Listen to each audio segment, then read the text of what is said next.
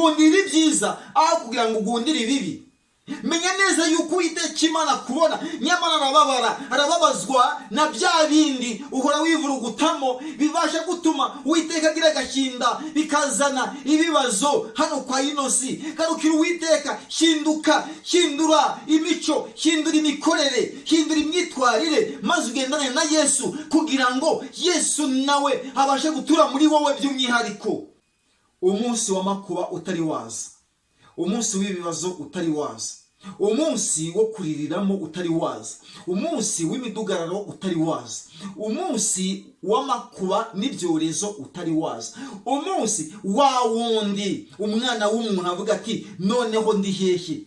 Nka wa munsi wa mukire na Lazaro, igihe cyarageze wa mukire wari waradamaraye arapfa, agera ku iherezo. Iyo ageze arataka, iyo ageze abasha guhura n'ibikomeye kuko umuriro wamutwikaga cyane, yicwa n'imyota. Uwo munsi nawe ubwawe menya neza yuko umunsi utabashije kwikiranura n'Imana, uwo munsi w'ibibazo uragutegereje. Bene data nshuti bakundwa, basohokije mu izina rya Yesu Kristo umwami wacu, amahoro n'imigisha biva ku Mana Data bibane namwe mwese. Amazina yanjye ni Pasiteri Uzabakiriho Jonas. Niba ari bwo bwa mbere ugeze kwa ino channel Holiness TV, ndagusaba gukora subscribe kugira ngo ibiganiro bizajye bitegurwa bizajye bikugereraho ku gihe. Nawe wakoze subscribe, Imana iwereze umugisha mwese, Imana ibashe kubagwizirizamo impano y'urukundo, kandi muri byose muhore mukomezwa n'impuhwe z'Uwiteka Imana yacu. Turi hano kugira ngo tubashe kuganira ku byerekeranye n'iyi minsi ya nyuma, kandi iminsi ikomeye iruhije umugenzi muri uru rugendo. Tuzi neza yuko turi mu minsi y'imperuka, kandi iminsi ikomeye cyane, ibimenyetso mwagiye mubibona. Kubw'ibyo nubwo bamwe bavuga bati ntabwo isi igomba kurangira, reka twinywere, reka twirire, reka twigenze uko twishakiye, reka twinezeze, mube muretse kuvuga ibyirangira by'isi, ahubwo mureke twirire twinezeze. No mu gihe cya Nowa niko byari bimeze. Abantu babashije gutera Nowa umugongo, baravuga bati Nowa, ibyo by'urimo biraturambiye, igihe wavugiye ese isi izarangira ryari? Iyo mvura izagwa ryari? Bateye Nowa umugongo, bigira mu byo bishakiye, barinezeza, barashyingirana, bikorera ibyo bishakiye, babasha gushayisha, baranywa, barasinda, baragambana, bararwana, bityo bumva yuko muri ibyo bagize umudendezo kandi ari ubuhenebere. Iyo bimeze uko nk'uko rero, abenshi bagatangira kwiyobagiza, bakavuga yuko isi bakavuga yuko Yesu atazaza. Burya icyo gihe menya neza yuko hagiye kuza gutungurwa. Nyamara Uwiteka Imana afite agahinda, Uwiteka Imana afite umubabaro yuko abantu yiremeye barimo bashayisha, bigira mu bidafite umumaro. Bityo ugasanga noneho rero bakoze ibyangwa n'amaso y'Uwiteka. Ubugambanyi nka ino minsi buriho, ibibazo bitandukanye birahari, inzangano zirahari, ubukozi bw'ibibi burahari. Uwiteka Imana afite agahinda, niyo mpamvu rero aje guteza iyi si umubabaro, aje guteza iyi si umwirare, aje guteza iyi si umuriro, aje guteza iyi si ukongoka. Nyamara yaba wari ubizi ukabimenya, ukabasha kuvuga ati nyamara ngomba guhindukirira Kristo, habasha kumwemerera, akabasha kuyobora ubuzima bwanjye, byaba byiza gusumbyaho. Kubera iki se dukerenza iby'Imana? Kubera iki twumva neza yuko twahera mu mudamararo tukikorera ibyo twishakiye? Abantu bakambara ubusa ku mugaragaro, abantu bakanywa bagasinda, bakifata uko bishakiye ku mugaragaro, abantu bagakora ibyangwa n'amaso y'Uwiteka ku mugaragaro, bagakora ibiteye isoni ku mugaragaro. Ntimubacyahe ngo mubafate, ngo mubashe kubahanisha ibihano bikwiriye, ahubwo noneho rero umuntu yavuga ati Yesu ari bugufi, mureke ibyaha. Uwo muntu akaba ari we mugenza, ngati ngo ibyo avuze ngo mbese ni ibiki, gusumbya uko uriya wiyamitse ubusa ku mugaragaro, akishyira kuri social media ugasanga niwe ubashe guhabwa intebe n'uburenganzira busesuye gusumbya uriya muntu urimo abasha kwamagana ibibi. Umuntu yambaye ubusa ku mugaragaro, umuntu akoze ibiteye isoni ku mugaragaro, niwe uhawe intebe gusumbya uri mu cyaha bimeze kuriya.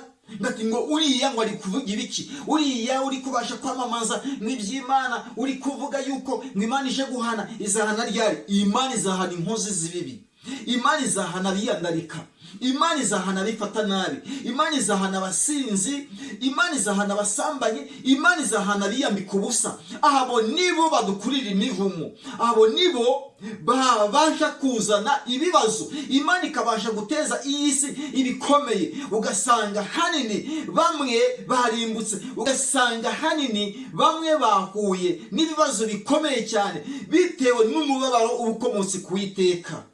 Imana rero ije guhora, Imana rero ije kuvanaho ibimeze bityo, ibitayifitiye akamaro ije kuvanaho.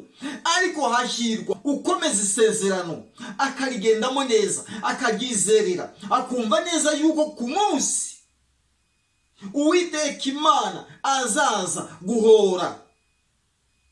Uwutegereje, uwuhora arindiriye azabona ubugingo buhoraho iteka ryose.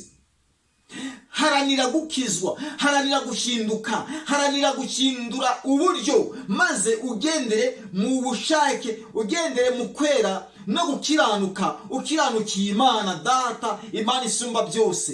Kubera iki bamwe mwa kino gihe bateye Uwiteka umugongo? Kubera iki bamwe mwa kino gihe batacyumvira ijwi ry'Uwiteka Imana? Usanga bihango babihagazemo neza, ariko ahanini bakadohoka.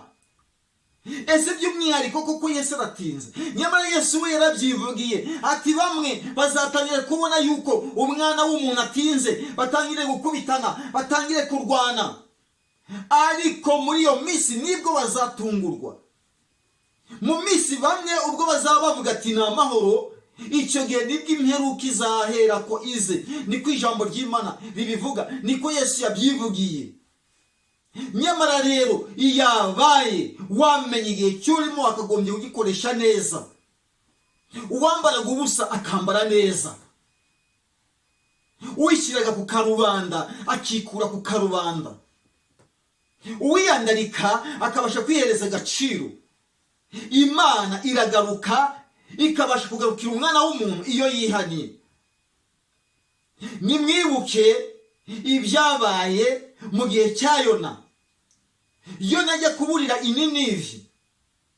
Burya Ninivi yarigeze ku ntunduro, hafi no kurimburwa bitewe n'ibyaha bikorerwa muri Ninivi.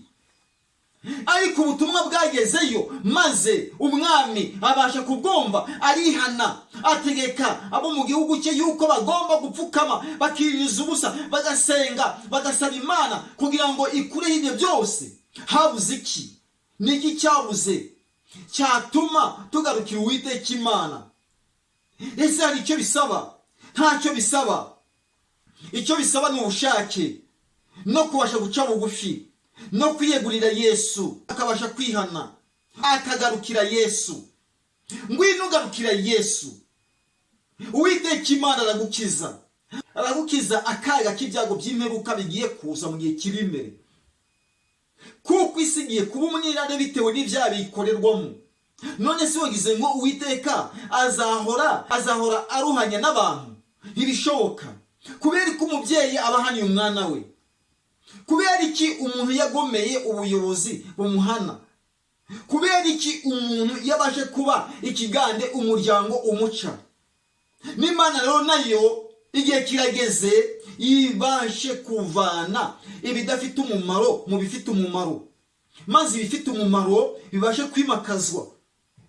Ngwino zana umutima wawe uwushyire mu bifite umumaro, ibifite umumaro bibashe kuyobora ubuzima bwawe, ubishyire muri wowe, maze ugendane n'Imana Data, kugira ngo umunsi w'ibibazo nuzabasha kuba watera, uzabashe kugira icyakurengera.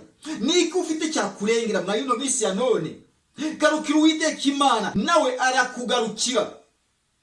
Nimumwegere kuko ari we mwami.